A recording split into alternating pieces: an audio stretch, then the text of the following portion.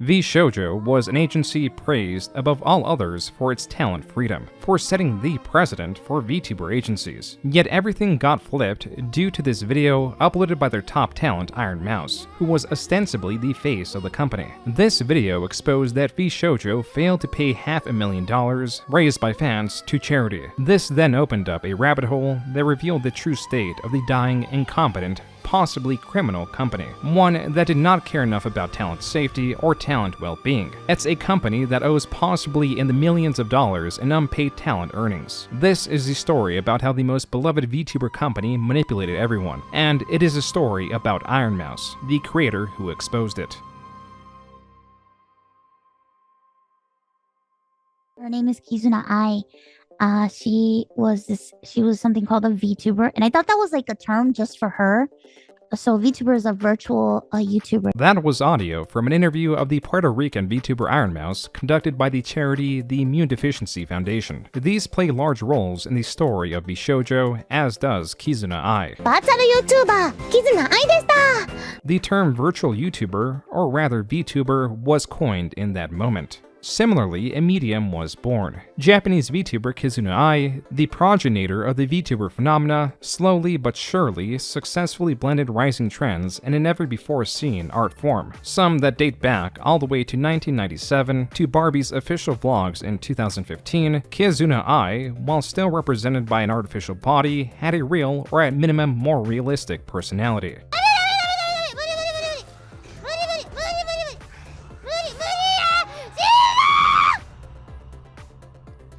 That was a video of Kizuna Ai playing Resident Evil 7. Kizuna Ai was successfully melding online culture and its content forms such as vlogging and let's plays with a hyper-expressive female anime model. Virtual YouTuber Kizuna Ai desu! いつもより元気マシマシです! 実は私 AI なんです! って話は前もしたよね? This was hardly the only bridge it built, as even the title of the videos, whether it be the Let's Plays or main channel uploads, that were also titled in English. While there was skepticism about the entire project being more artificial than it let on, those fears were quelled with videos such as this one, in where she speaks directly to Anime Japan attendees. This proved that she had a personality, that the footage was not pre-recorded, and chiefly, that the technology exists to allow all this to happen live. And I thought it was so adorable, and I was like, man, I wish I could do that, but it seems like it would be so expensive to do. I don't think I could ever do that because it seems like it was a 3D rig, it was a 3D model, so I figured she's probably like jumping around and it's motion capture software and stuff, and I can't even get out of bed. You know, there's a program that you could use called Face Rig where you can be an anime girl too, and you don't have to like be in a 3D model, it's 2D, and it just tracks the movement of your camera. And I was like, oh, okay, I guess I could do that. This was the origin of the VTuber Ironmouse. Though she began streaming in 2017, she was streaming on the lesser-known platform YouNow, with less than satisfactory equipment. Yeah, I didn't even have a microphone or anything. Like, I used the headphones from an iPhone. In reality, this was the least of Ironmouse's troubles. I was fine for like my first teenage years, and then all of a sudden I hit 18 and my body was just like, nope, that's it. Everything started going haywire again, and it was worse than when I was a child, and it was very overwhelming for me because I'm here trying to make it through school, and I had to drop out of school because I just couldn't. Oh God, I'm getting a little emotional thinking about it. Ironmouse, long before streaming, had been diagnosed with common variable immune deficiency. In simplest terms, this is a disorder in where the body has trouble fighting off infections, diseases, the works. Virtually anything small is a big problem, which forced Ironmouse, an opera singer in training, to isolate. To add to the danger to her life was also the lowering of the quality of life. It was a lot, and I just thought, you know, maybe if I go online and maybe I could stream and like I can make friends and talk to people, and you know, I also wanted to talk to people that didn't have CBID and that didn't have what I had, and there was a part of me that just wanted to just be normal and talk about normal stuff and not think about it. A motivation to stream, as told by Ironmouse, was as much escapism as it was a chance to socialize, as she had called herself an extrovert forced to live an introvert's life. This also plays into the VTuber model in helping her hide the condition she wanted to escape, even visually. And I just started streaming, and then for a long time, I only had like whatchamacallit, like 5 people, 10 people watching me? On YouNow, Ironmouse would stream infrequently and only for an hour at a time because this was her physical limit.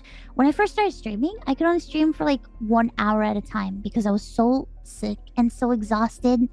It was just, it was hard to lift my head off the pillow. So when I first started streaming, I was laying down in bed streaming. Ironmouse's presence would not grow very much, if at all, during this time. Conversely, the popularity of Kizuna Ai and the medium she brought to the world would explode in popularity. In 2018, she became an ambassador for Japanese tourism. The Japanese government was paying her to advertise the country. Quote, "All we can say is that we met each other through destiny 2 years ago," says Masashi Nakano, co-founder of Tokyo-based Activate, the digital production company that brings Kizuna Ai to life, unquote. This is from a 2018 BBC article covering the VTuber phenomenon. Activate is likely responsible for Kizuna Ai's direction and growth. Furthermore, this article also discusses Ikenema, a new competing VTuber company. The way this company approached Vtubing was having an actor outfitted with a motion tracking suit and working with a voice actor to bring different aspects of the model to life. This is possibly how Kizuna Ai was created, but the company is secretive on those details. A fair stance considering the rapid growth of this industry and massive investments that encouraged it. Quote, Gree, one of Japan's biggest mobile developers, plans to invest 10 billion yen, 88 million USD, over the next 2 years into developing virtual talent, unquote. This is the beginning of the VTuber agency. Even Activate was launching its own VTuber agency known as Update. The role this was meant to play was that of a typical agency for an, at the time, atypical entertainer. This was meant to find existing talent or even create talent to take on brand deals alongside other work that may suit them. It helped that they had the original VTuber under this company and they were ahead of the curve in terms of the VTuber space. But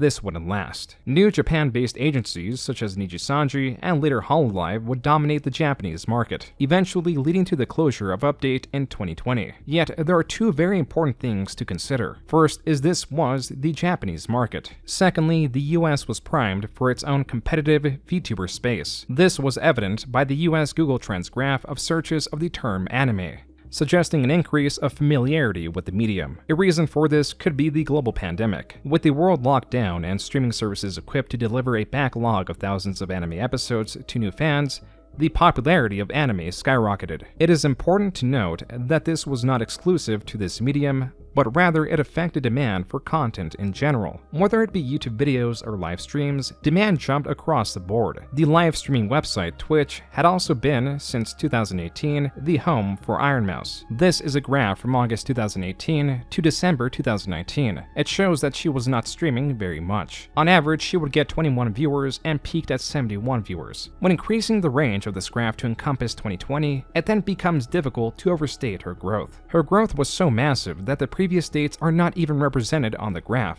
This growth was likely due to the aforementioned pandemic, her streaming far more frequently, and that a popular streamer rated, or rather sent viewers to Mouse's stream, which kickstarted this growth. Viewers, like 800 viewers, and then 1,000 viewers, and I'm like, what is happening? And then a lot of people started watching me, and I started actually earning money from streaming. That last part is highly relevant to the story of Ironmouse. As though she did try to hide it, her condition was exposed through the noises the machinery that supported her made. This brought a different perspective and understanding in that streaming was one of the few jobs she could do. While the world outside during this period was hostile, it was considerably even more deadly for Ironmouse, who alongside her CVID also had lung issues and muscular atrophy. Even her voice was allegedly affected by her condition. Suffice to say that life, even before the pandemic, for Ironmouse was not easy. Though she did receive support through the Immune Deficiency Foundation, not enough money was coming in, to the point that her parents had to continue working through their would-be retirement to support her. They couldn't retire because they needed to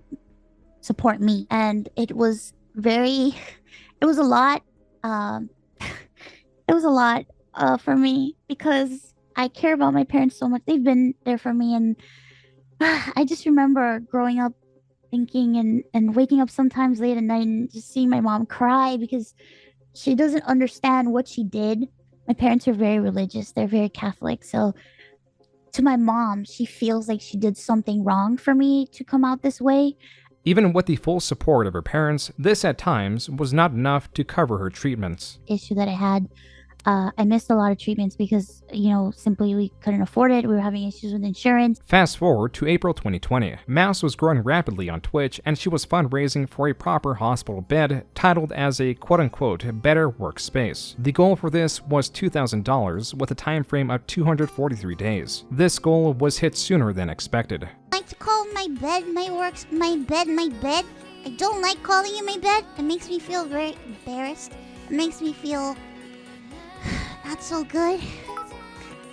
Fox, thank you so much for the penalty. Harriet, thank you so much for the follow. Oh, Kim, thank you so much for the gift. Thank you. Thank you. Oh my god. In less than 10 minutes, the goal of $2,000 wasn't just hit, it was surpassed. This was life-changing for Ironmouse, and not just because of the hospital bed, but also she, through continued streaming, could pay for her bills and her parents' bills. This provided much-needed relief, considering her parents had recently lost their jobs due to the pandemic. Ironmouse was also now able to afford better healthcare. She was now able to stream more frequently as her viewership continued to grow, and so did the popularity of VTubers. The term VTuber, as per Google Trends, shows that in 2020 there has been some very aggressive growth. And where there is growth, there is potential for investment. Potential for Vshojo.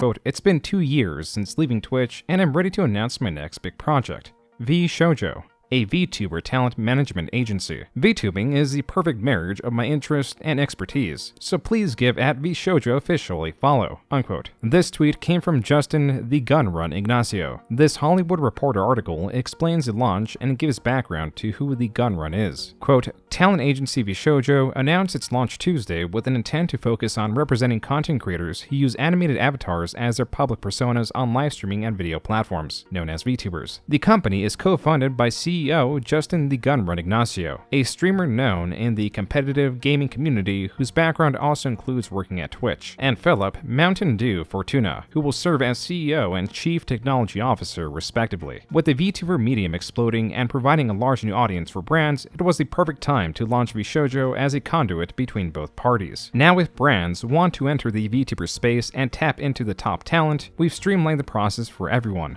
Unquote. In essence, Vshojo mainly served to deliver and take cuts from sponsorships brought to its members. Though this was not the first Western VTuber agency, it was the first big VTuber agency based in the West, one that placed importance on talent freedom. Its freedoms were compared to those of Hololive, one of the titans of the Eastern VTuber space. They also launched their English branch a month before Vshojo debuted. Hololive, as with Nijisanji, towers above Vshojo. To make matters more difficult for Vshojo, Nijisanji was also gearing up to launch their English branch aimed to release 2021. But Nijisanji, as with Hololive, own their talents' IPs. This means they own the model, character, and merchandise. So if a member were to want to graduate, which essentially means to leave on good terms, they would either have to purchase their IP or start with a new model and rebuild from there. Additionally, Hololive limits the games its members can play, largely due to litigious Japanese companies, as they are based in Japan and copyright laws work differently there. For these reasons, Vshojo promoted its freedoms when it launched, with a small host of unique but somewhat prominent members being Project Melody, a VTuber known for debuting on an adult streaming website, Ironmouse, whose growth has been highlighted throughout this video, and 5 others being Fruit, Silvervale, Nyanners, Hime Hajime, who debuted in 2021, and Zentreya. Zentreya in particular is notable because not only, as with the rest of the girls, is her identity masked through a VTuber model, her voice is unidentified as well. And you go beyond just the visual avatar, you actually completely mask your voice. Yes. Are you typing? Is it text to speech or is it speech to text to speech? Speech to text to speech.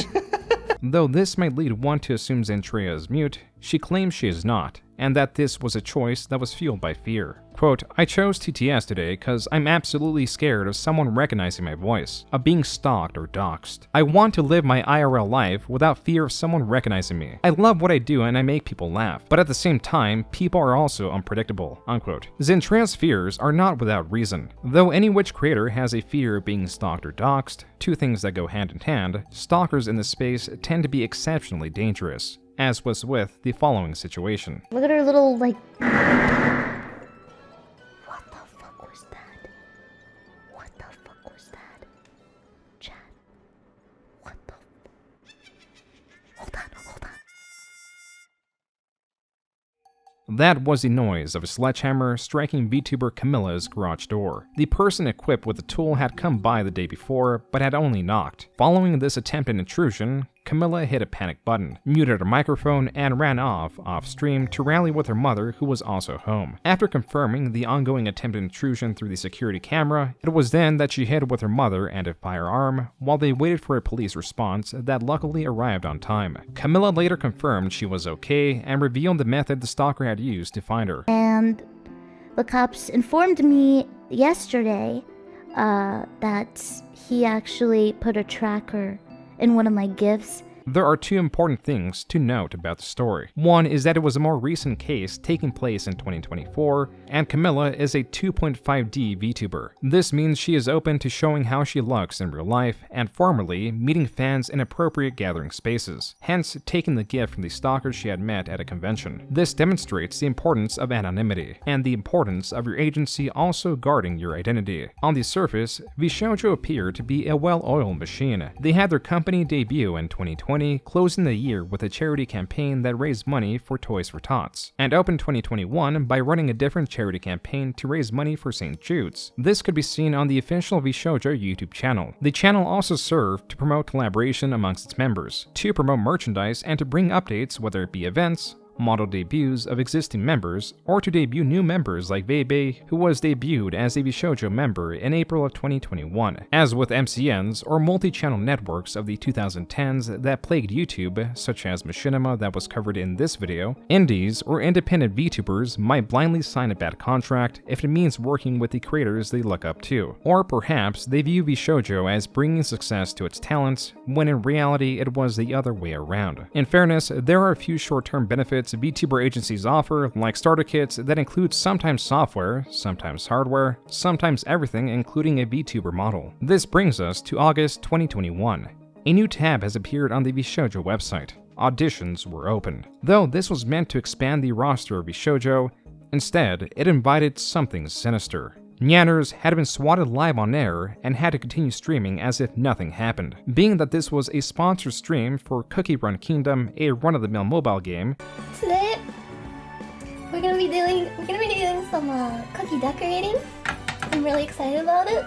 I don't know, my hands can't stop shaking. I'm so excited. It was very surreal, and it's like funny in hindsight to talk about it, cause you know you gotta use humor to cope with dark stuff like that in any way you can. Like, at least that's my view of that kind of thing. But I have like this idea to make this sponsor really funny and goofy and wacky, and I'll make cookies live on cam. And like my face or anything wasn't showing, but like my arms and my hands were. Yeah, I did the bit where it looked like my arm fell off. Like, it started out all well and good, but then I was swatted in the middle of it due to advice from the investigators, who said like the best course of action would be to keep going with the stream.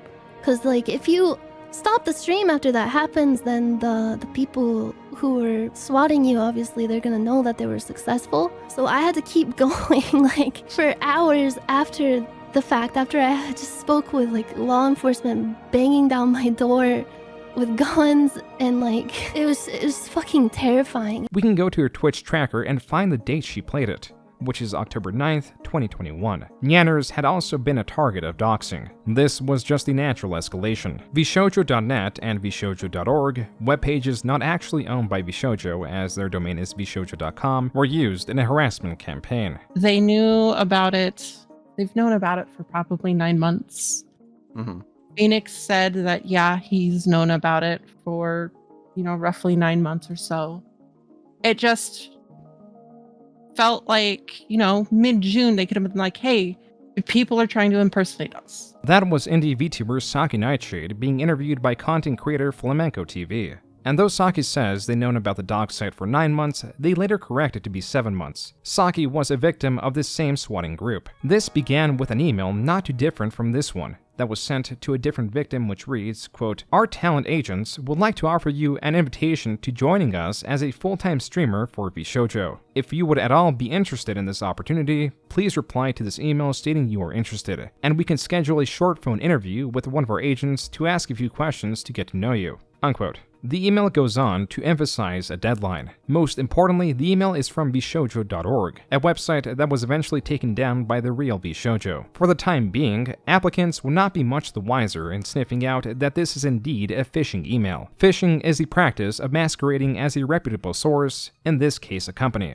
Though phishing scams are typically financially motivated, the people behind this one only sought to do harm. As for the real Vshojo auditions, this is the actual audition form. Not a very streamlined process, as to get here, you have to go to 3 different web pages on 3 different websites. First, click the audition tab on vshojo.com. Then this takes you to the Gunrun's Reddit post explaining that they are opening up auditions for the first time ever and anyone can apply regardless of size. Finally, you need to click on the submission link, which redirects the user to a Google Forms page. Saki did indeed apply to Vshojo on September 22nd, 2021. This is their application video. There are countless application videos still up. With the existence of these, one can see how it would not be difficult as a doxer to acquire targets. This leads us to October 18th, 2021, where Saki tweeted, quote, "Today may have been the most exciting day I've had in a couple of years. Holy fuck, my emotions are off the chart right now. What a day. Unfortunately, I don't think I can elaborate, which makes me extremely sad. Alright, so what I can say is that I've been contacted for something amazing, and if all goes well, it could be truly life-changing. If that doesn't answer questions, I'm so sorry. I'd like to not say anything else about it." Unquote. Then on October 19th, Saki tweeted, quote, "Welp, the group of people who targeted Nyanners and leaked her info earlier have my info and sent the cops to my door earlier. They're threatening to do more. Other than threats to leak my info, they aren't saying much else. I guess I should have figured it'd be too good to be true. Oh well, not much that can be done." Unquote. Saki and Nyanners were not the only targets. The following day, Nuxtaku, a creator infamous in the VTuber space, tweeted, quote, "Someone is trying to dox VTubers by masquerading as Vshojo. I can't say more at this time, but please share this around and be careful. They tried to dox me, but I sniffed them out and gave them wrong info, so don't worry about me. I spoke to the CEO of Vshojo and am trying to untangle everything. I'll update you when I can." Unquote. As for what Vshojo officially said on this during this time, they said absolutely nothing. They made no efforts to warn applicants that there was a malicious actor masquerading as them. They knew about it. They've known about it for probably 9 months. Mm-hmm. Phoenix said that, yeah, he's known about it for, roughly 9 months or so. Vshojo's reasons for not warning their applicants could be found as early as this private message from the Gunrun directed towards Nux. Quote, "A few things my security team wanted to communicate to you though. They wanted to make you aware that this individual impersonating Vshojo is driven by attention, and are afraid your tweets or any potential content you make shining a larger light on this would further encourage them to target you, VTubers, including Vshojo members, and others. This is particularly important as the person has not been arrested yet, and we are trying to assist police and we are afraid of interfering with a police investigation." Unquote. Nux responds by emphasizing he did not want to give out any details for that reason, but also he does not want any other VTuber falling prey to this, and that he is also working with law enforcement. Publicly, there was over a month of silence. No new victims, no new updates. That was until November 22nd, 2021. Nux uploaded a video titled, quote, "I caught a swatter that doxed 12 VTubers, myself included." Unquote. Nux in his video breaks down the events chronologically, from getting the email to then being suspicious about it because he never applied to Vshojo and then being uncertain about it all. At this point, I was pretty certain that they were the real deal. I just didn't know why they would accept me if I never applied.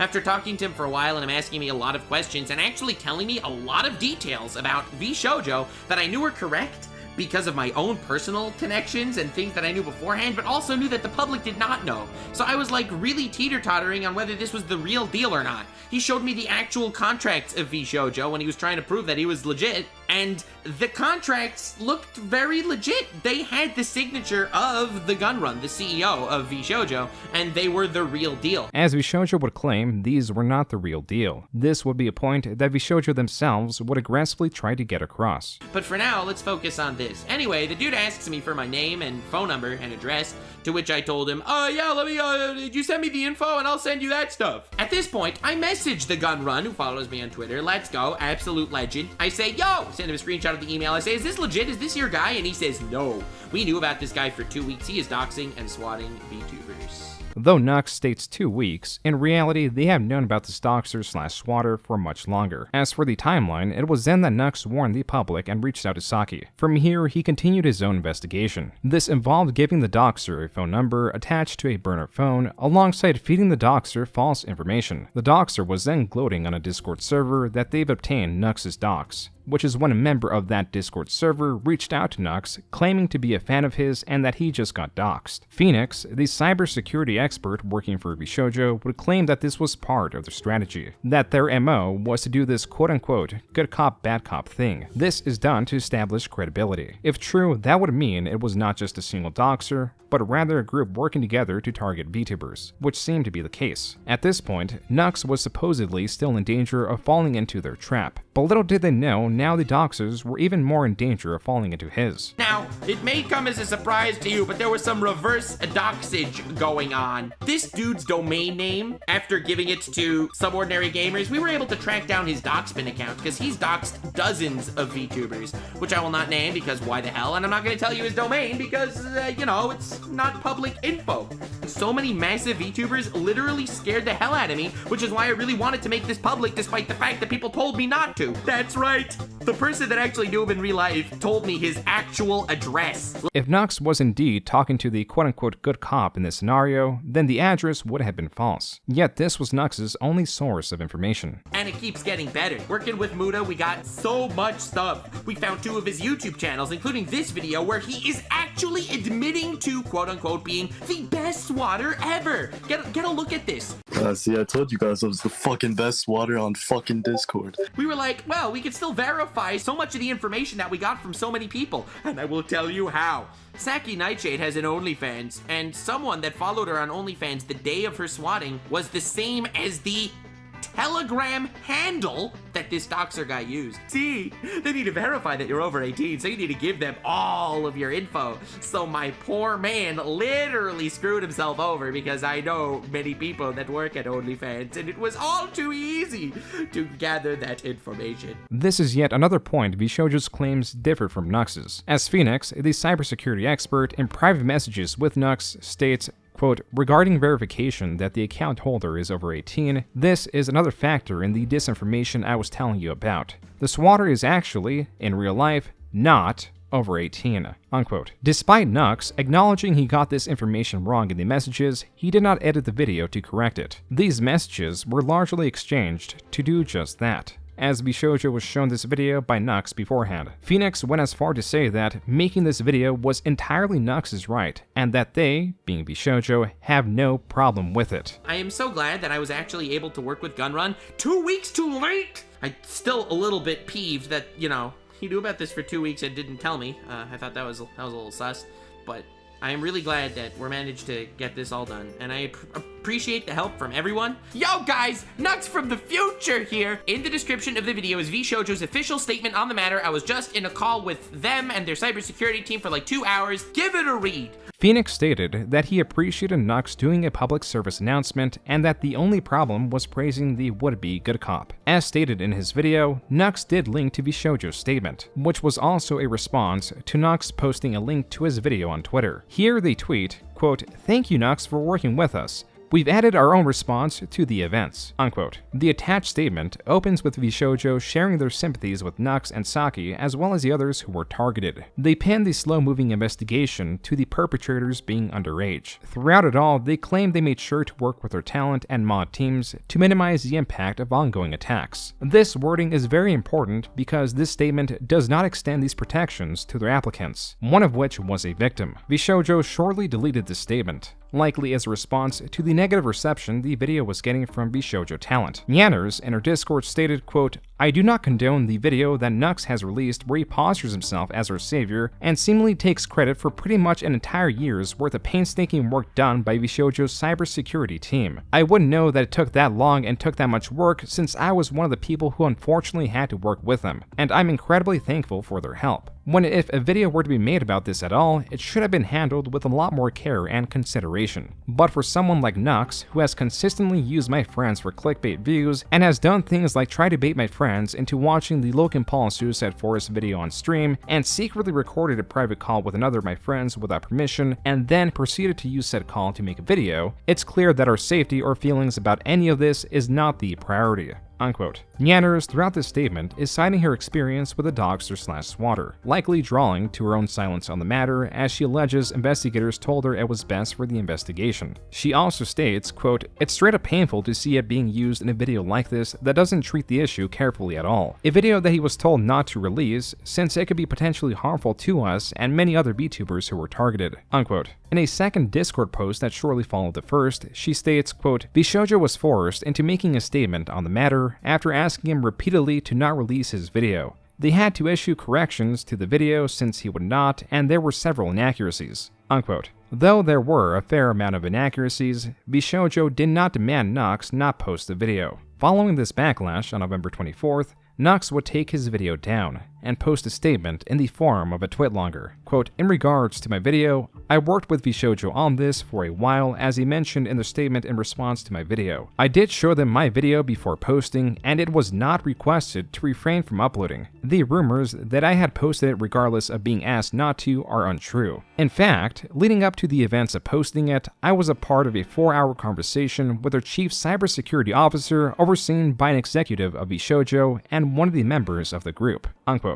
Nux follows this up by apologizing, clarifying that causing undue stress was not his intention. Rather, it was to keep the community safe. Ironmouse, responding to the statement, said she is disappointed and hurt, citing that he was asked to take it down when he was told they feared for their safety. Hime Hajime echoed this sentiment. Twitter user Dr. Vagrant archived replies from additional Vshojo members. Here, Silvervale and Fruit state that Nux was repeatedly asked to take the video down. The following day, on November 25th, Nux released a new statement, this time in video form, giving his timeline of events, as well as stating that Vshojo was working with him, and again stating he was not told to not post the video. In fact, he claims there was only one person that asked him to not upload the video. They acknowledge that they have no problem if I publish this video, and it's entirely my right as a victim of the swatter. Nevertheless, I showed them the video before uploading so they could let me know if I should make any changes or ask me to potentially not upload at all. They asked for changes like blurring things and denying the culprit's notoriety, and I complied. My brother was the only person that asked me not to post the video, because he was afraid for my safety beefing with a swatter. While this could have ended here, Nux's statement made Vshojo look incompetent and competed with the narrative that they were not in support of the video. This is likely why the Gun Run, on November 27th, released a statement attempting to regain control of the narrative.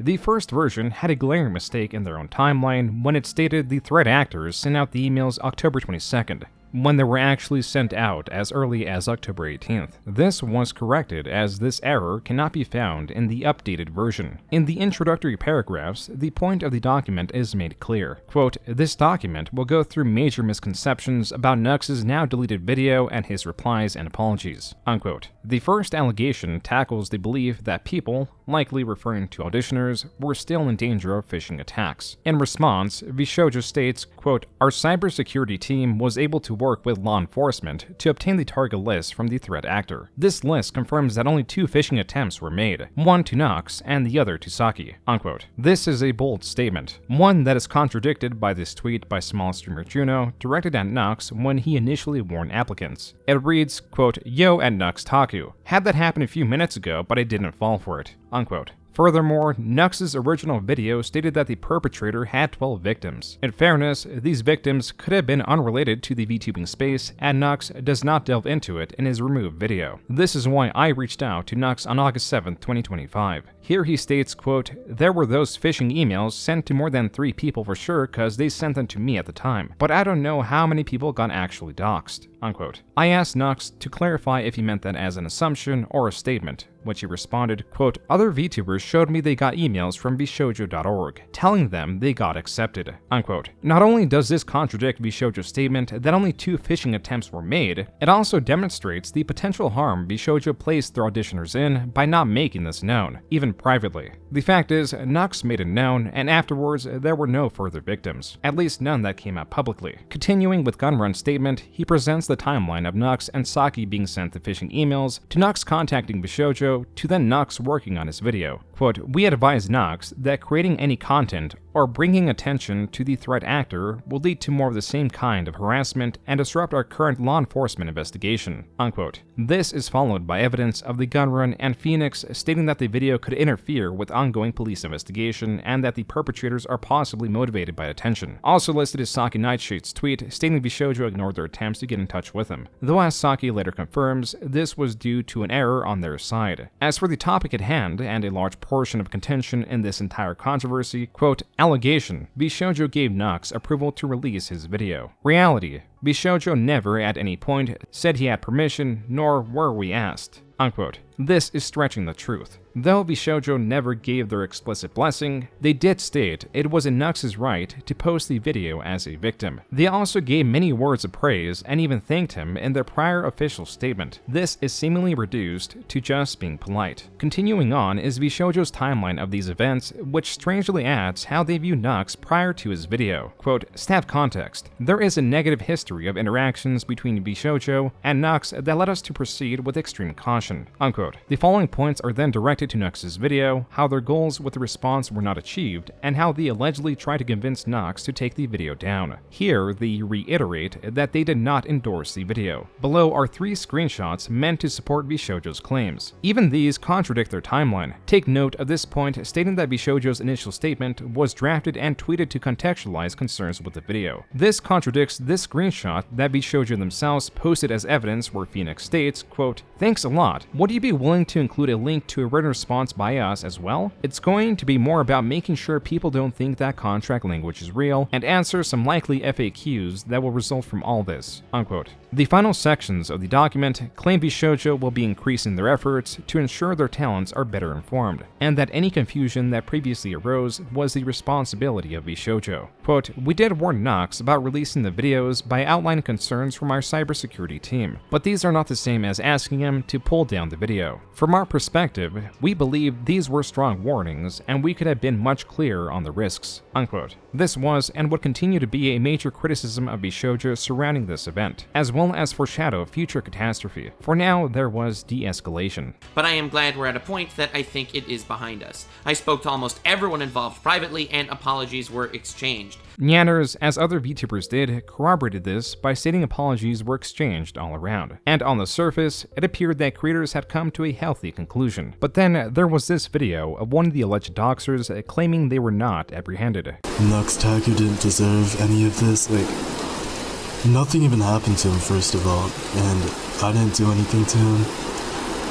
He made up the story just to get views on YouTube, so I want to see you guys do something. Like, you guys are literally fucking harmless. If you're gonna threaten me, at least, like, keep your word and go through with it. I don't know, it's just a laughing matter because it's literally so funny. Are you guys gonna do something to me or not? It's been 2 days and...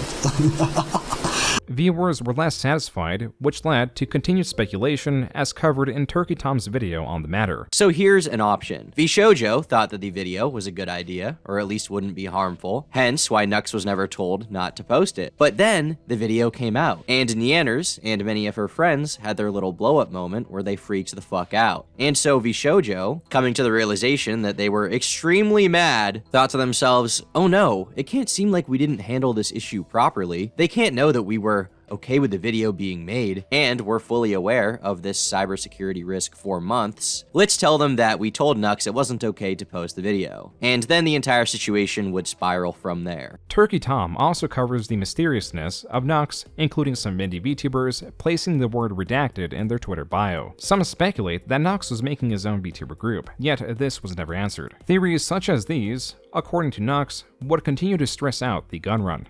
Again, don't want to release any private information here, but when I was in my beef with Vshojo back in the day, I know somebody that knows the gun run in real life, and apparently the gun run told that person in a bar, they were drinking together, and he told that person that the drama of mine was really stressing him out. And some other things that I'm not going to share with you because I don't share shit. Vshojo certainly had a few missteps, to say the least, in the limelight. But this was overshadowed by what this graph proves. It proves that interest in VTubers was going up. So much so that searches for the term VTuber doubled from 2021 to 2022. This is why it is no surprise that on March 16th, 2022, The Hollywood Reporter announced that Vshojo had secured $11 million in funding. A Tube Filter article goes into the gun run strategy, essentially what the money was going to be used on beyond typical operations. Quote, it wants to bring its VTuber partners to gaming and anime cons while also working with them on content creation. It will also build up its IRL backpack, which was developed by founder Justin the Gunrun Ignacio to enable streaming on the go. Finally, Vshojo will promote mental health care through a partnership with the nonprofit RAD, Rise Above the Disorder. Unquote. The IRL backpack was the only notable project of the gun run outside of Vshojo. Besides the backpack jumping from version 6 to 7, it is not very well known how much capital was invested into quote-unquote building up this backpack. Even the website where it is sold has largely remained unchanged in the past 4 years. As for the points that the gun run was bringing VTubers to conventions and working with them on content creation, these are provable. This is a video of a meet and greet at Anime Expo 2022. It is not so much different from the one Kizuna Ai held several years back. It was also at this convention that Vshojo announced 2 new members, Keisan and Nazuna. Keisan in particular had been streaming as a 2.5D creator all the way back to 2017, and understandably, the crowd was quite excited.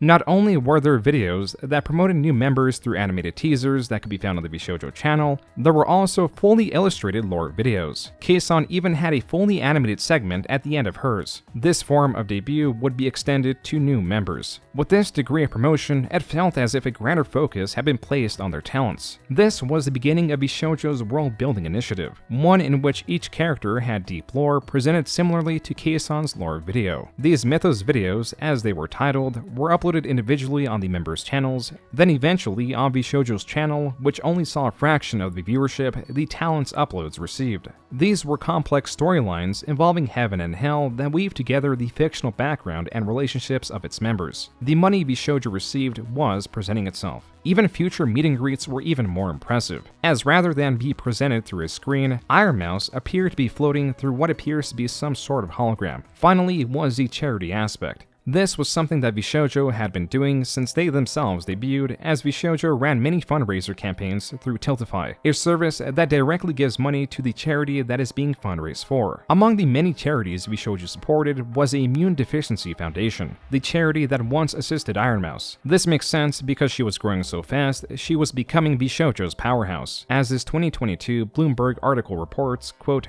Ironmouse currently has more than 1 million followers, and as of March 7th had 171,800 subscribers who pay a $5 minimum monthly fee to patronize her content. Unquote. The shocking fact is not that this largely came from a subathon, but that this subathon would be outperformed massively by future subathons in the coming years, likely due to the charity aspects attached to them. Ironmouse was not the only one raising money in this space for the Immune Deficiency Foundation. Connor, or Sea-Dog, the male VTuber on screen, is not actually a VTuber. He is a voice actor and YouTuber who lives in Japan and often collaborates with Ironmouse. He even did a panel with her in 2023, as by this point Ironmouse and Connor were seen as very close friends. Hi there.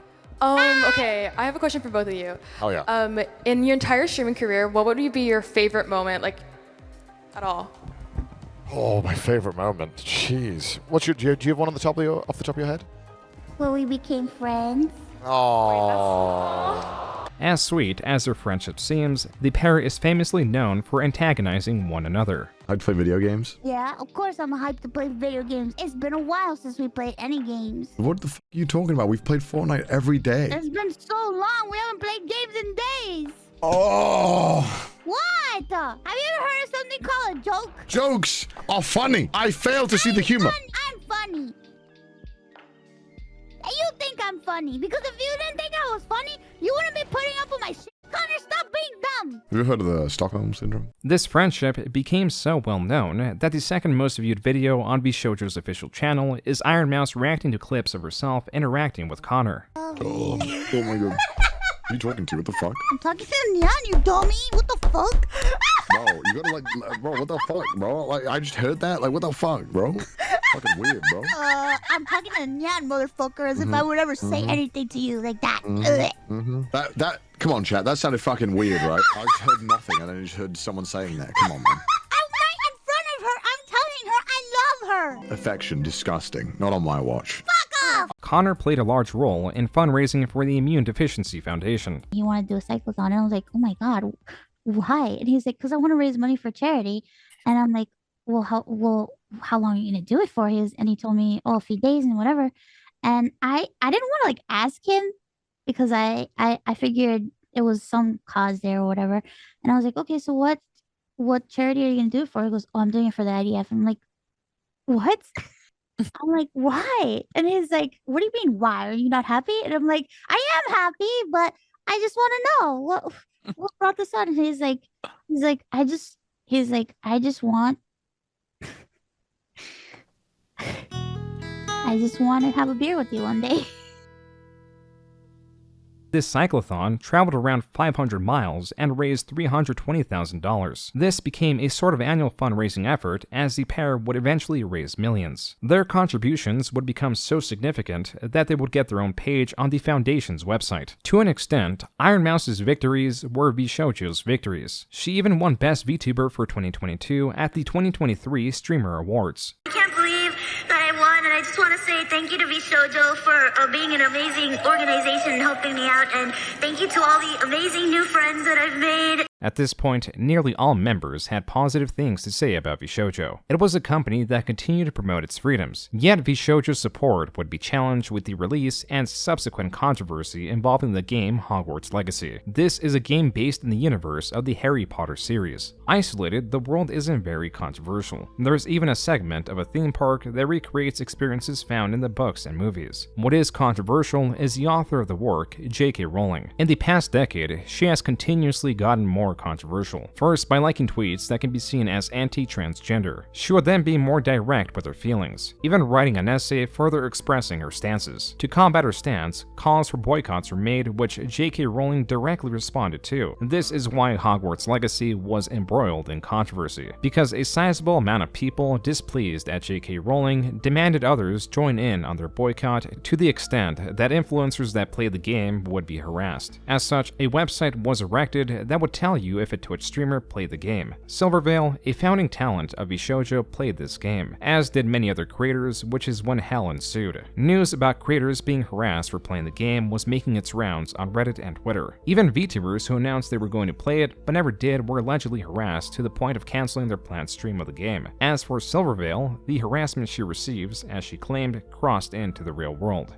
And harassment and doxing and people doxing my friends and like so much horrible, vile things, all from streaming a fucking video game. Silvervale has stated that she wanted to play this game because the Harry Potter series was something she deeply enjoyed in her childhood, not because she was trying to take a stance on what was going on with J.K. Rowling. This controversy partly escalated because the word trans was banned in her chat, which infuriated some. Silvervale claims this was not her doing, but instead it was Twitch's automod. Apparently people think that I banned the word trans in my chat, which I did not. And incidentally, the word trans itself falls under the level 2 moderation filter along with gay or other terms, just because they are regularly used to incite harassment. This did not end here, as not all targeting Silvervale believed in her story or even that she was doxxed. And then there was Fruit, who in the midst of this tweeted, quote, "It costs me $0 every day to be kind and accept people for who they are. So for every like this tweet gets, I'm donating $1 to Mermaids, a charity that supports gender-diverse children," unquote. Though the replies to this tweet were positive, the quote tweets were not.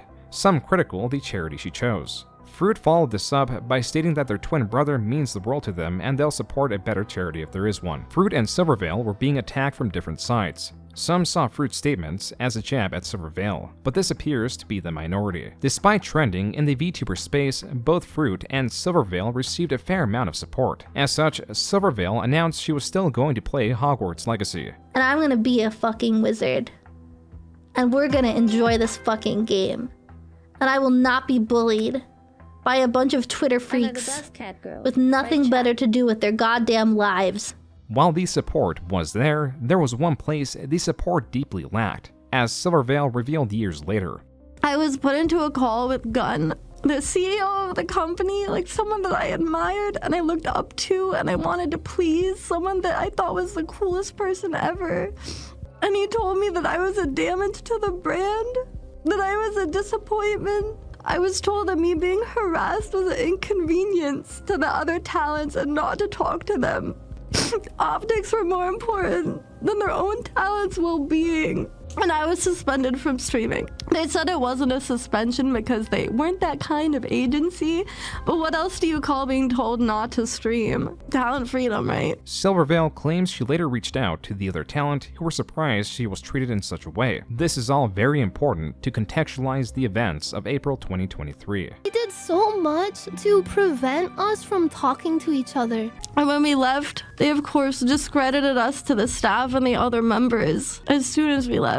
Did not want us to like get together and be like, yo, like what the fuck is going on? Isn't this kind of weird? They like isolated us and like threatened us with legal action. That we were greedy and asked for more money. There's like so many horrible things just to avoid the truth that they were stealing from us. 2023.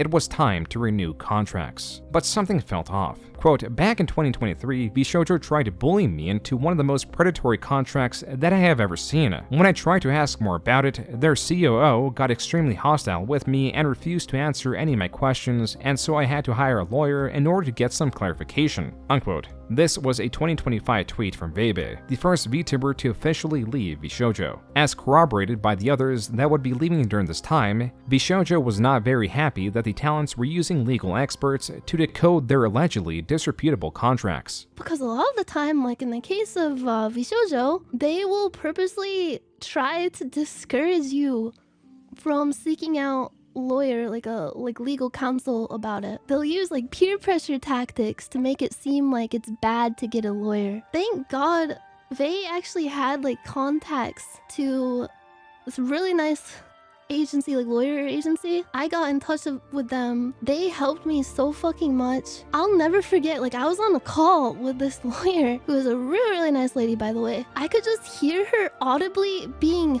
horrified at this contract and it made me so scared. It was terrifying. I was like, what the fuck? Like, what was I about to sign? Quote, "During the talks, it became clear that Vshojo would rather let me go than to take less away from me. They were ultimately wanting me to give up more than half of my sponsor revenue and over 60% of all merch sales," unquote. Vebe also cites being treated as if she were disposable as a reason for leaving, but there was going to be a narrative mysteriously being spread. The narrative Vshojo sheep went with was our boyfriends made us and we were greedy. They didn't know we didn't get paid for sponsors between 2021 and 2023. Yeah! Holy fuck! I don't know how much I can go into in regards to the narrative pushing shit. The boyfriend shit was...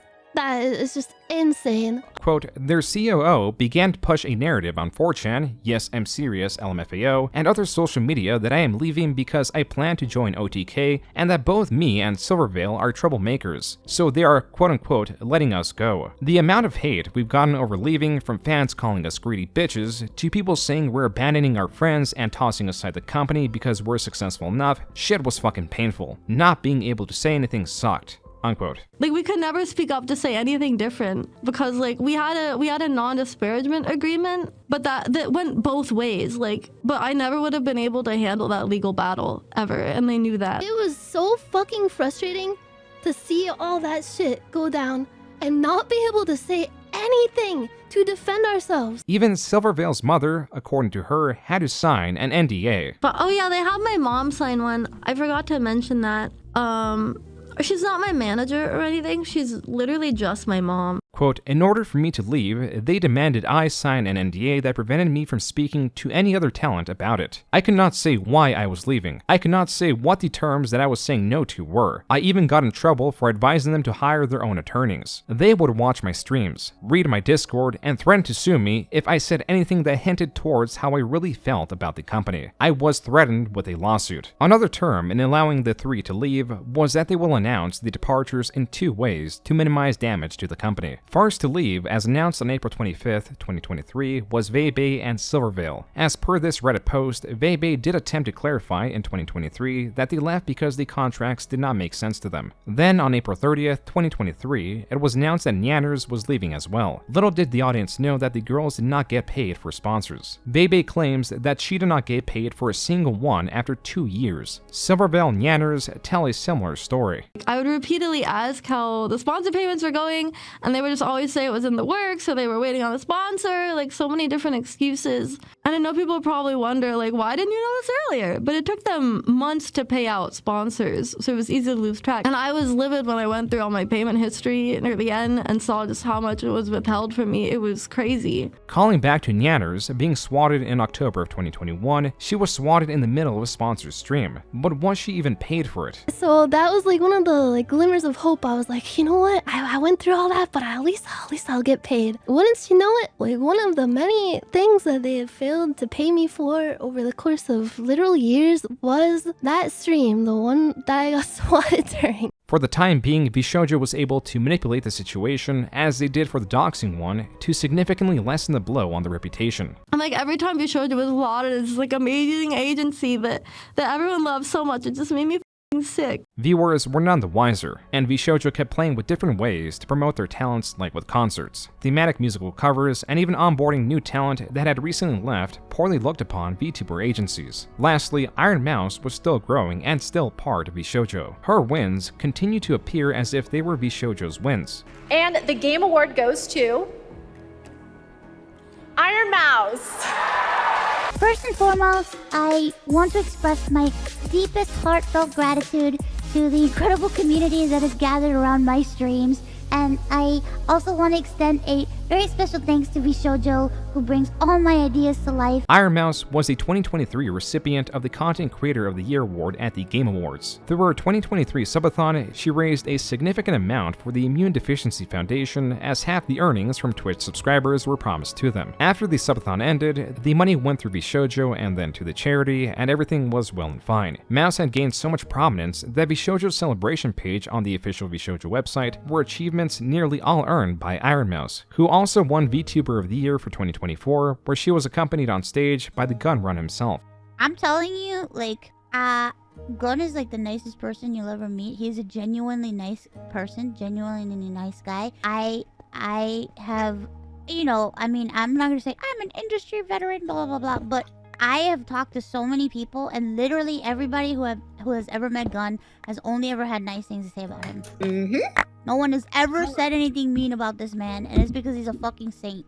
And like things that I've accomplished, and like almost as if he was like my dad. He would take me things, and like we had like there was this thing for like the Immune Deficiency Foundation, and he went to it, and he's done so much. Like he just really cares. He really does. And that's why I love him, and that's why I will always rep this company till the day I fucking die.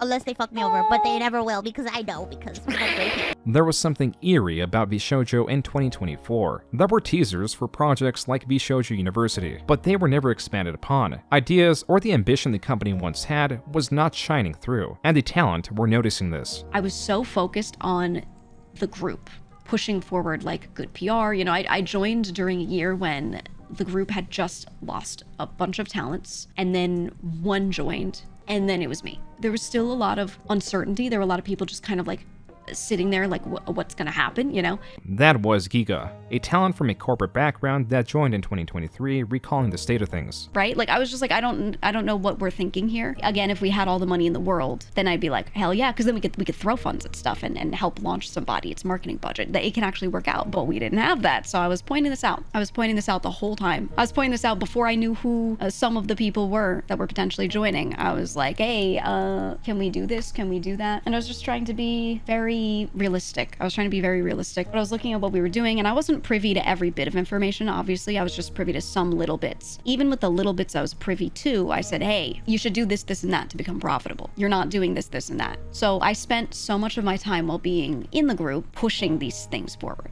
We should be doing this, we should be doing that. And I was really trying. Like I said, I was sitting there in meetings with people, like spending real time on this, writing up notes, handing written up things. Despite Giga taking note of the diminishing funds, Vshojo had pressed on in attempting to onboard new, smaller talent that they could clearly not support. 2024 was the year that Vshojo announced Nova Generation, 4 talents dedicated to the Japanese branch. It was also the year that the English branch was doing several rounds of interviews and eventually hired a few talents. And I'm really grateful that we got money at least, but throughout this, I've just kind of been thinking that I've kind of felt for it again. Like, yes, there was an audition. Yes, it did happen. Yes, it did start in July. Yes, it did go until December. These VTubers, as with many others, were slated to debut early 2025. Until then, they were told not to stream, even under an indie account that would be separate from their debut account. And then they wanted to bring people in, and I said, I don't know if we should be bringing anyone in when these issues are here. I don't know if I like that, especially with smaller talent. When later I found out one of the people was one of my own friends, I was like, now I'm extra mad, right? Like, I have to watch you potentially promise a friend of mine a bunch of things that I know you can't really help with. My friend, someone who wants to do music. Can you pay for a concert for this person? No, because they hadn't been covering stuff like that for any of us. They hadn't been covering anything for us. Late 2024. The company is in dire straits, yet few people know it. September 2024. Payments stopped to talents, such as with Japanese talent Kason. Leadership is being strained. I have no clue. Basically, we had a COO, CFO, whatever, that was gone by like winter time, and then they installed a new one to be interim. This is a supposedly leaked 2024 pitch deck that shows the forecasted operating income for 2024 was a loss of $2.4 million. Forecasted losses for 2025 were $1.8 million, or $300,000 if somehow they were able to convince their talent to allow Vshojo to license their IP. Things are not looking good for Vshojo, especially with interest in VTuber space seemingly plateauing. Enter 2025. The salary for the Japanese CEO/regional manager is cut in half. The reality of the sinking company is truly starting to set in. Now early 2025, even interim management is jumping ship. And that guy was the one who started handling this stuff as some of us were looking to leave, or as I was like trying to do the stuff that I talked about earlier with making changes, making improvements, and that guy was trying to handle it. However, at some point he just left. I assume he realized it was cooked, but at some point he left just a couple months ago. And then now another one was installed. Again, another person that I just don't know. I just like, they're just, oh, you have a new COO now. March 2025. The debut for the Monster Girl generation has been pushed back to mid-2025 to then late 2025. May 2025. The co-founder and former CMO of the company, Mountain Dew, announces his departure. June 2025. Behind the scenes, the company is allegedly attempting to find a buyer. These leaked Discord messages claim they owe $2 million from not paying their talents and from loans they have taken on. Late June 2025. Giga announces she is leaving. The next point not only marks Vshojo's certain death, but also the start of an exposure of an extensive list of wrongdoings. The clock was ticking down to Ironmouse's departure. To contextualize the gravity of events, late 2024, Ironmouse did her annual subathon. She had nearly doubled the subscribers she had gotten from the 2022 subathon. She had gotten even more famous now that she had broken the record for the most subscribed person to on Twitch. Though this record was shortly broken again by a different streamer, the importance of this record was that, just like for the 2023 subathon, it was money for the Immune Deficiency Foundation. And just like the 2023 subathon, the money went through Vshojo, who was meant to pay the charity. But we know they had accrued around $2 million worth of debt, leaving us with this reality. I am leaving Vshojo. Unfortunately, I recently found out that for the past couple of months, I have been misled by Vshojo. With the information that I currently have, I believe that I am owed a significant amount of funds, which I have not been paid. And most importantly, the thing that hurts me the most is that the Immune Deficiency Foundation, which is the most important charity to me, and also the reason why I'm here today, is owed over $500,000 from Vshojo. Ironmouse goes into her motivations for staying with the company in the past, such as the weight they placed on her and because it protected her private information. Although that was very positive to hear, it put a lot of pressure and a lot of stress on me to the point where I felt guilt-tripped into signing. I felt responsible for everybody. The amazing thing for me was the fact that Vshojo handled all my payments, and it meant that I never had to give out any of my personal information, so that was always a blessing to me. Ironmouse states she cannot reveal much as she is waiting for legal proceedings. Potentially, she can get her money and the money owed to the charity. For now, the video ends with Ironmouse stating she is planning on fundraising for the Immune Deficiency Foundation. Though the dissolution of Vshojo seemed like an inevitability, the way this beloved company was now crumbling, betraying not just their top talent, but all those that supported her, brought on feelings of sadness and anger. I've interviewed people who have benefited from the charity, and I've gotten to speak with them. And like this, it's so hard when you donate money. Like there are so many people who are being so generous in donating money. It's so hard to see that money and to imagine that you like helped someone. And so to like kind of hear that like people won't get it really hurts. Former CMO Mountain Dew tweeted, quote, "Nah bro, what the absolute fuck?" at the gun run, unquote. This indignation was later community noted and recontextualized with Vaybay's tweet. This is the same tweet that was used to provide context to her departure earlier in this video. In relation to Mountain Dew, she states, quote, "MTD got reprimanded for being creepy to us. Lol. Got told not to message us privately. Go figure. I have proof from other streamers attending their IRL parties that MTD would actively shit-talk me after I left the company to paint me in a worse light imaginable. Don't know why you're acting innocent on Twitter, pretending you weren't aware of anything. Can't wait to see all the shit that comes out about you, because there's loads. But those aren't my stories to tell." Unquote. Nyanners corroborated this. Quote, "MTD had the audacity to talk shit about you to my face at a party the year that we all left, and painted you as some kind of conniving, greedy mean girl who was in my ear and manipulated me into leaving Vshojo, just because you wanted me to join OTK, cause quote-unquote her boyfriend Soda is part of that org, or for personal gain or some shit. He got uncomfortably close and up in my face and was like, come on, I know the real reason you left. I know it was cause of Vay. She talked you into it, etc. And it was infuriating. I know he spread that shit to other staff, talent, and other industry people. For him to act like he's completely blameless is insulting. He's a creepy motherfucker, and there's a lot more obviously, but a lot of it is also not my story to tell." Unquote. This lambasting does not end here, as this Twitter user claims that these were exchanges with Mountain Dew set in 2020, where he allegedly states, quote, "If someone pisses me off, I'll do some Metal Gear Solid ass trickery and get like 10 people they follow to make fake fan art of like the Juice Monster or something to see if we can bait them, LMAO." Unquote. Continuing the trend of claims of staff misconduct, Shibuya Kaho on Twitter states she had dinner with a former employee of a noted VTuber company. Quote, "Recently, I heard from another creator that he was showing photos of VTubers' real selves while revealing their personal info like marital statue. I now wanted to find a way to warn other employees. Today I've learned the most despicable shit the company has done to their talent. Don't know if he's involved with it. Yet all my personal grudge is nothing compared to such betrayal."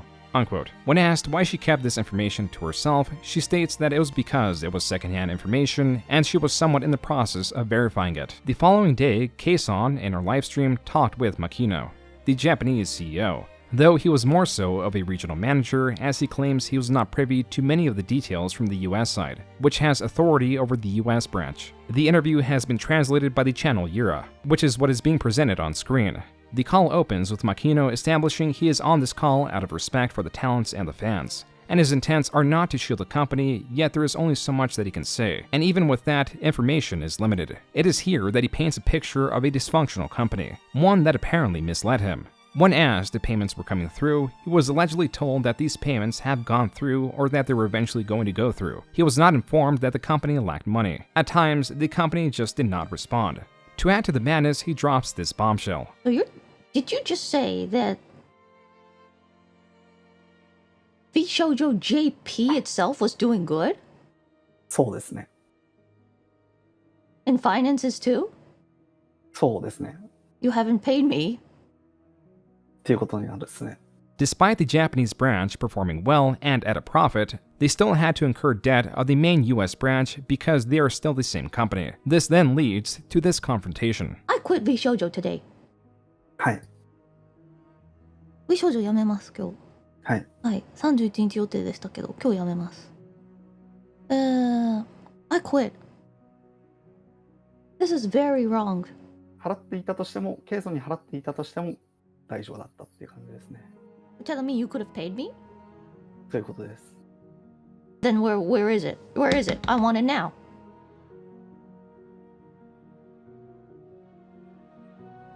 Oh.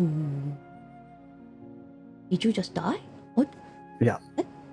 Kei-san had quit on the spot, but this interview was not just for her. She, as her chat desired, wanted to understand why Vshojo had fallen to this state. Makino explains he believes it was because they were financially incompetent. Are you telling me that it's not like someone moved, like someone did something maliciously?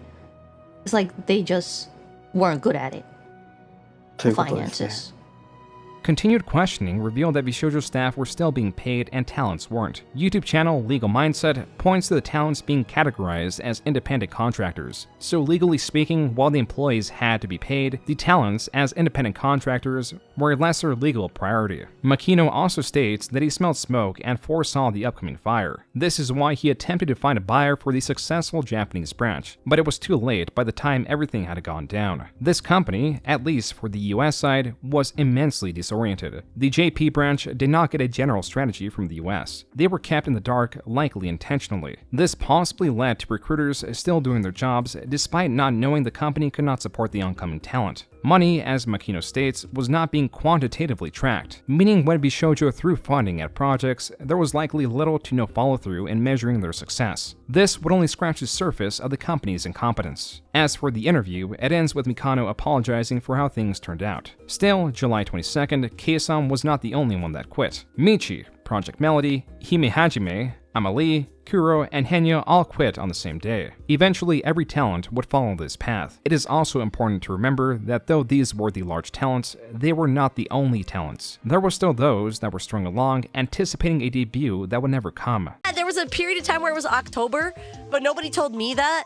I only found out because I asked Barry, and Barry was like, "Oh yeah, they said that we're gonna be debuting in October now." And I was like, "What? I was told we're gonna debut in June." They were like, "Oh yeah, no, it's October now." I was like, "Ha!" What do you mean October? And then I checked in and they were like, yeah, October, December. I was like, December? And then they were like, January? And then the most recent one was March. I was like, bro. That was VTuber Pia P. This next video is of Torio Rain, who expresses her frustrations and losses in being strung along. I'm not only down 5 figures on debut-related fees, but I'm also down almost a year of my time. I'm not only devastated because of the wasted time, but because joining Vshojo was genuinely my dream. Vshojo's incompetence continued to be highly damaging. When I signed into Vshojo, I told my parents first thing, and I wanted to. And I told my dad that I would make him retire. So yeah, it's been kind of hard because I think I got a kind of a big head. This was not the first time something like this happened. Camilla on Twitter states that she applied to Vshojo in 2022. She passed the audition, she did several rounds of interviews over the course of months. Then eventually Vshojo moved on without a word. Quote, one day I was chatting with a bigger VTuber and eventually the topic of Vshojo came up. They told me they auditioned the same time I did. She made it to the final round, but they rejected her and the finalists last minute to hire someone they already knew. And these VTubers were given hush money not to tell anyone about it. The girls were devastated, just like the rest of us who got dropped without warning. You have no idea how many times their talents called me in tears. suffering due to your negligence and the way you constantly mistreat them. They weren't getting paid, they weren't getting responses from you for over 6 months, and other heart-shattering moments I can't share yet." Unquote.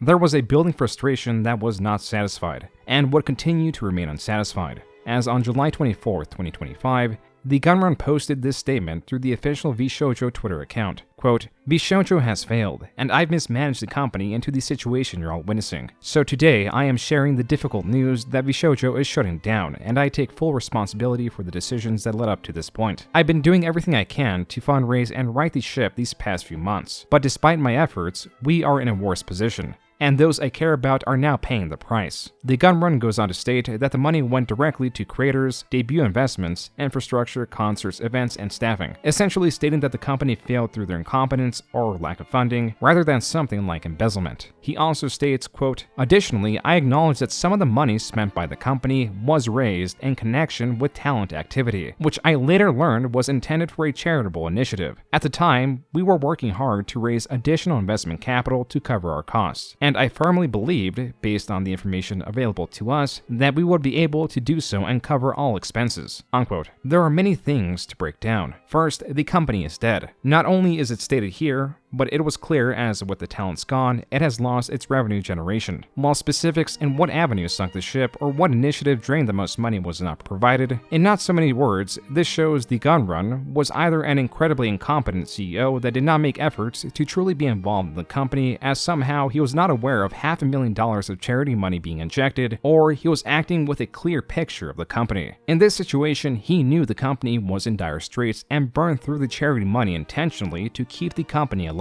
After all, someone had to have made the decision to cut the Japanese branch's pay. The company was pestered about talents not being paid, which all took place, including the fundraising of the charity in late 2024. To have decisions that point to Vshojo being more critical about spending, to pulling back on projects wholesale, to continue delaying the talent's debuts, to then also be entirely unaware in the same period where $500,000 came from is absurd. Universally, the Gunrun was shunned, and then these tweets were discovered. One of the Gunrun retweeting Ironmouse, breaking her subathon record in 2024, and then this one of the Gunrun outright responding to her post, stating, "You did it, Mouse." Though these tweets do not prove the Gunrun was definitively aware of the charity, as they are directed towards the breaking of the sub goal, they do prove he was aware of the subathon to an extent. As for the talents, Ironmouse responded, quote, "You broke my heart, my spirit, and my trust."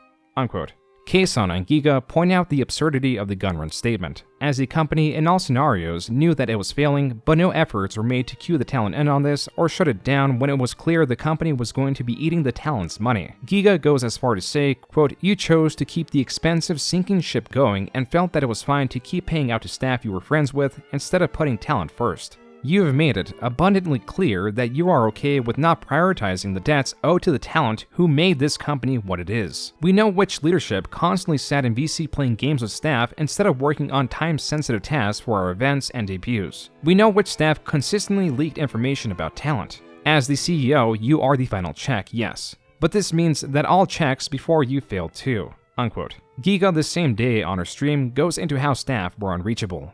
This is something that I brought up multiple times. There were staff members that I couldn't get a hold of at times, or were supposed to be working on a thing and I knew it was taking time, and I mentioned something to someone else who was also NDA'd, and they said, "Oh, a couple of names have been in VCs playing nothing but certain games all day." And I said, "Can you show me proof?" And they would check in throughout the day and send regular screenshots going, "Yep, still in VC, yep, still screen sharing this game." Also in conversation was Vshojo's lawyer that Nyanners hinted had an expired law license. Vebe outright states, quote, "Their company lawyer has an expired law license. He literally does not practice law anymore, yet he was our point of contact for any legal help we needed." Unquote. Now, some corporations do this. In fact, I worked at a large corporation, I had 30 lawyers, and 2 of them did have expired licenses. Legal Mindset explains these attorneys took roles of what a paralegal might take, yet there is the issue of attorney-client privilege. The other big thing is, with attorneys that have expired licenses that are no longer licensed to practice, they no longer have attorney-client privilege. Though it's still likely that this attorney was under NDA, the talent still had issues with leaks and getting people to sign NDAs. Yeah, several of us had our trust breached so many times. A lot of my projects were getting talked about. There were times that some people did things physically and didn't want it to be known, that they were like going to this one dinner or something like that. That was talked about to random people that shouldn't have known. Stuff like that. Just completely breaching privacy to a horrific degree. Again, we're VTubers, right? We don't talk about this stuff. We trust our company to protect this stuff. There was one person who I know doesn't show themselves anywhere, but went to a dinner, and I heard a staff member say to a bunch of people who are not NDA'd, who are not part of this, who shouldn't have known, "Oh yeah, I saw so-and-so here." Why? Giga states that at least one staff member was fired for leaking sensitive information, yet it continued to be an issue within the company. People would be getting handed art of my new model that no one had seen to make an item or something, right, relating to it. And they wouldn't be under NDA. And I didn't know that. Company where I did a little test. I said, you need to NDA people in this company before I work with them. They said, okay. They NDA'd everyone except for one person. That person told me, oh yeah, they got everyone but me. And I said, okay, don't say anything. We'll see if they do it. And they never did. To this day, they never did. And this was why when I saw, the chart of how many staff we had and how many employees we had full-time, they were listed as full-time employees. I looked at this and I went, how do we have so many full-time employees yet these types of unthoroughness moments are appearing in front of me? This was only the start in exposing how poorly the company handled merch. A greater issue now with Vshojo shutting down as orders were still unfulfilled. Giga breaks down how what should have been an automated ledger or report from an online store appeared to be inefficiently and manually recorded. She and the other VTubers need this information to at least attempt to get these orders fulfilled for their fans. It's just like on every layer, it's pretty cooked. I was handed with my merch data, everything, like not data, it's not even data, it's just a spreadsheet with some costs and some quantities, along with financial reports I've been given. Everything looks and seems to be manually done. I do not believe that any of this was an automated report. I do not believe that any of this has been pulled from like an ongoing, well-kept ledger. Everything looks like it is someone opening Excel, referencing a bunch of random sheets on the side on another monitor, and like manually typing it in. That's what this all looks like. Employees not doing the work, not answering messages, playing games while in voice chat, disorientation between the US and Japanese branch, money not being tracked. More and more, it's less and less surprising that $11 million plus were burned through, because that $11 million was just the seed money. I want to say that was one time, that was an initial seed round investment. I asked questions about that, and that was just the seed round, and that was it. This was the 2022 seed investment. The total amount the company burned through from 2020 through 2025 is larger, but at the time of writing is unconfirmed, though there do exist rumors pointing to a specific amount. They raised 25, I don't know if this is public. I'm pretty sure, from what I've heard through the grapevine, they raised $25 million. In the absence of Vshojo, VTubers were taking responsibility, such as with Ironmouse, seeking to pay any unpaid artists that worked through Vshojo on her art. I want to stress this one more time, okay? If you are an artist or a musician and worked with me through the company and never got paid, please contact Roxy, contact my team so that we can get you paid. This brings us back to this Ironmouse tweet. Ironmouse, in her video announcing her departure from Vshojo that exposed they failed to pay the Immune Deficiency Foundation, included a Tiltify link to raise money for the foundation. It raised over $700,000. 2 days later, the amount contributed jumped to over $1.1 million. Not only was the Vtubing community coming out in droves to donate money, YouTubers, variety streamers, content creators in general, and all their viewers combined were donating money. They were all showing their unity and support. At the time of writing, the fundraiser sits at $1.3 million raised. Undoubtedly, the number presented on screen is higher. In this way, the story of Vshojo is both the typical story of an absurdly negligent company that's full degree of incompetence has yet to be fully exposed, and the inspiring story of a creator that was able to shine through it all.